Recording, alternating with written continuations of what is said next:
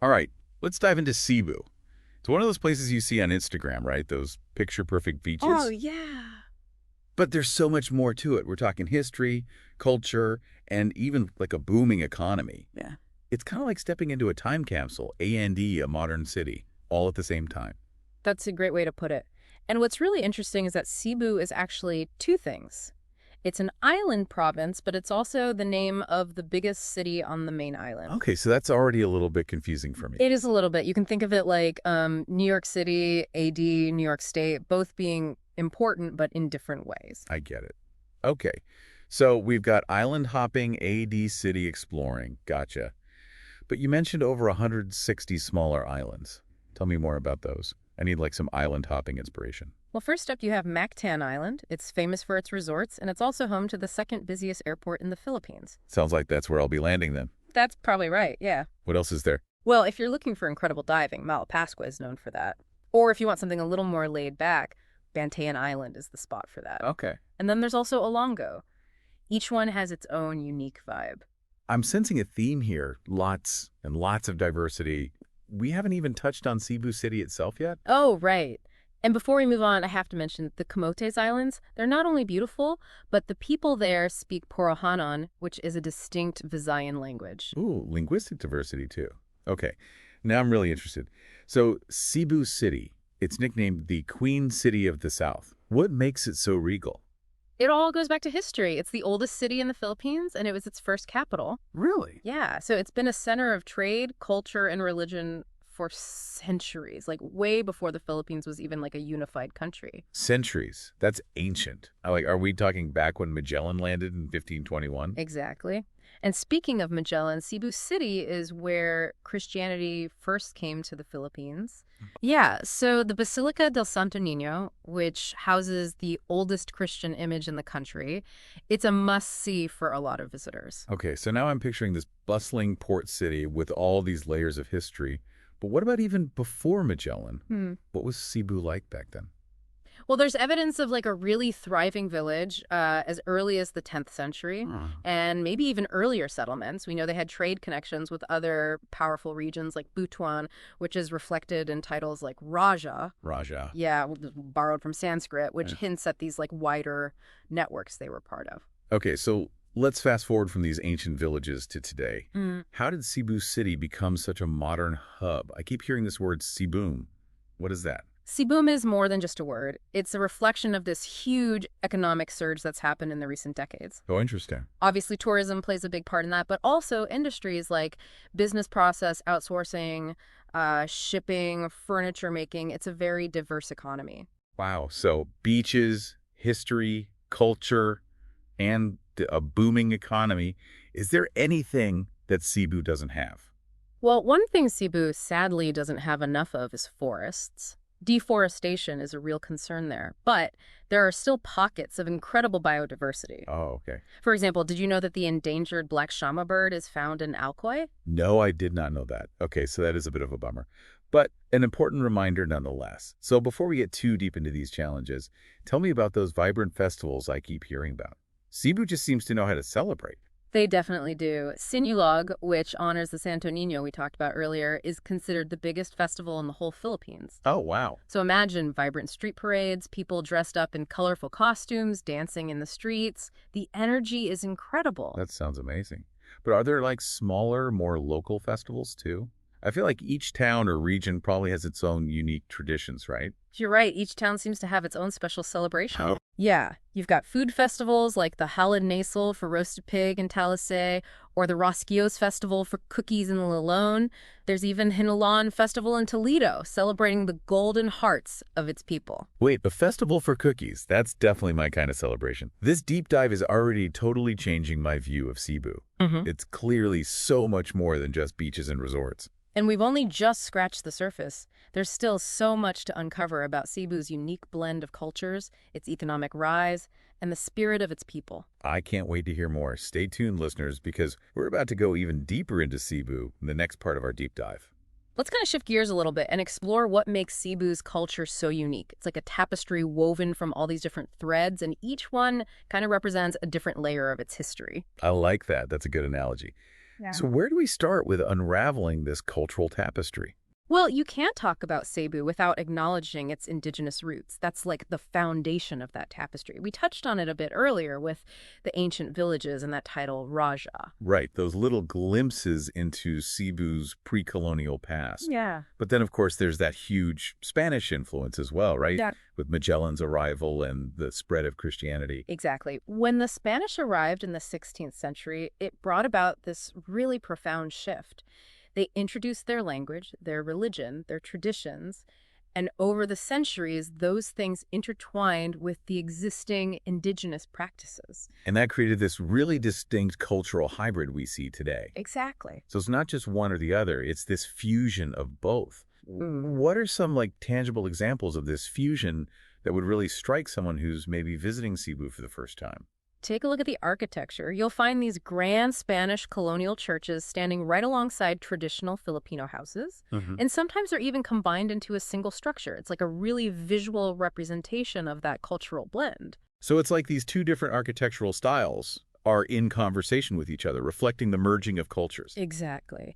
And this fusion extends to other aspects of Cebuano life too, like the food. Oh, of course. You have classic Filipino dishes like adobo and sinigang, but then you also have these Spanish-influenced treats like lechon or those rosquillos cookies we talked about. Okay, now you're speaking my language. Food is always the best way to experience a culture. Absolutely. It's like tasting history. Yeah. And we can't forget about the music and the festivals. Right. The traditional Filipino dances and instruments blend with Spanish rhythms and melodies, and you end up with this vibrant soundscape that's both familiar but also uniquely Cebuano. It's like history is alive and dancing in the streets. Yeah. I'm starting to understand why Cebu is called the gateway to 1,000 journeys.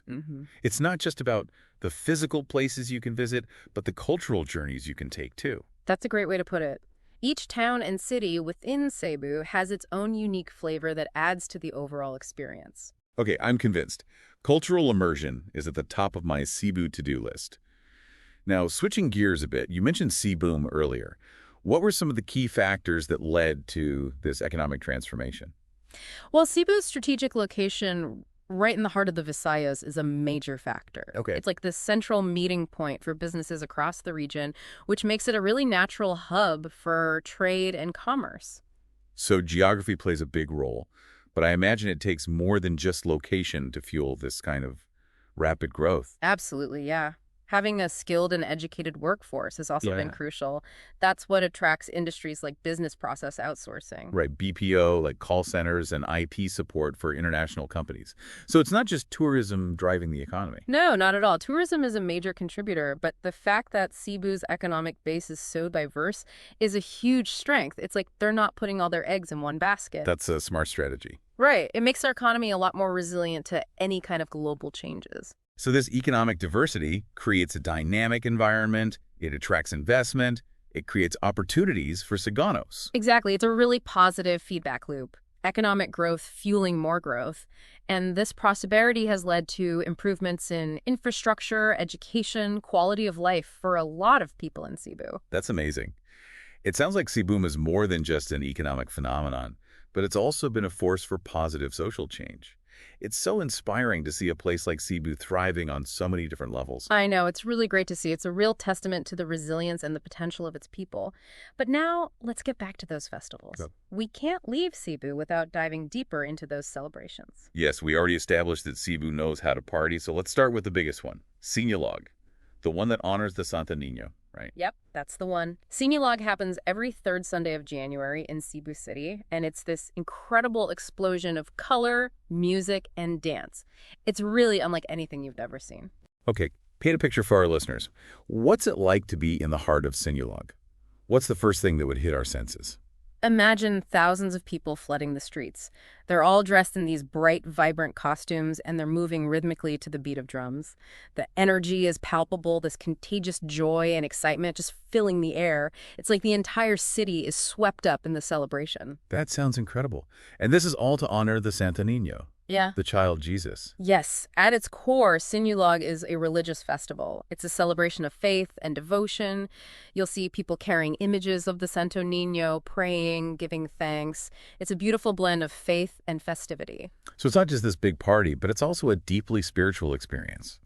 It's amazing how Cebu manages to weave together these different aspects of its culture so seamlessly. It really is. Sinulog really showcases the heart and soul of Cebu. But as you mentioned earlier, there's this whole world of festivals beyond Sinulog, each with its own unique charm and significance. Right. You mentioned the food festivals, like the one dedicated to roasted pig and cookies. I'm starting to think Cebu might be my spirit place. Well, you're in luck because each town and city has its own unique celebrations, many of them highlighting local traditions, products, or historical events. It's this whole tapestry of cultural expression woven together by these diverse festivals. I love that. So tell me more about these local festivals. What else can we discover beyond the grandeur of Sinulog? Well, for example, there's the Halada Nasal in Talisay, a festival that celebrates lechon, that delicious roasted pig Cebu is known for. A festival dedicated to roasted pig. Okay, I'm adding that to my list. And then you have the Rosquillos Festival in Lalone, which honors those addictive ring-shaped cookies we talked about earlier. It seems like Cebu has a real knack for turning its favorite foods into festivals. I'm sensing a theme here. Cebu loves its food festivals. But it's more than just the food, right? It's about celebrating those local specialties and bringing people together. Exactly. Festivals are a time for communities to come together, share their culture, and create lasting memories. They're an important part of what makes Cebu so special. Cebu just keeps getting more and more impressive. We've gone from ancient villages and Spanish colonial influences to a thriving modern economy and this vibrant festival scene. It's truly a place with something for everyone. It really is. And we're not done yet. There's still more to explore. Stay tuned, listeners, as we wrap up our deep dive into Cebu and uncover even more hidden gems. All right, welcome back, deep divers. We've journeyed through Cebu's past, explored its vibrant culture, and even gotten a taste of its delicious festivals. Now I'm ready for the practical stuff. What are some must-do experiences for someone traveling to Cebu? Well, we've covered a lot of ground already, but let's start with history. If you're a history buff, Cebu City is like this treasure trove waiting to be discovered. Okay, you've got my attention. What kind of historical gems are we talking about? How about a 16th century fort built to defend the city from pirates? Okay, you had me at 16th century fort. Pirates. Yeah. Fort San Pedro is right in the heart of Cebu City, and it offers this fascinating glimpse into a time when pirates roamed the seas. That's going on the list. What else? We talked about it before, but the Basilica de Santa Niña is a must-see. It's not just a beautiful church.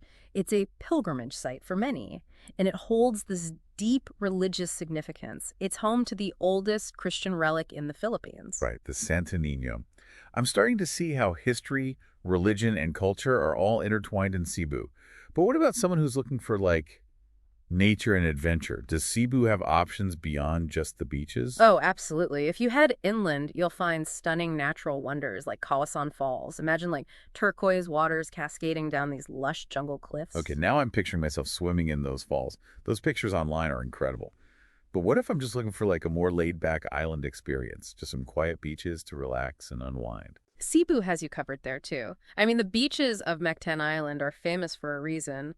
But if you're looking for something a bit quieter, Bantayan Island offers a more off-the-beaten-path kind of escape. Decisions. So many choices. It's like Cebu has a different experience for every mood.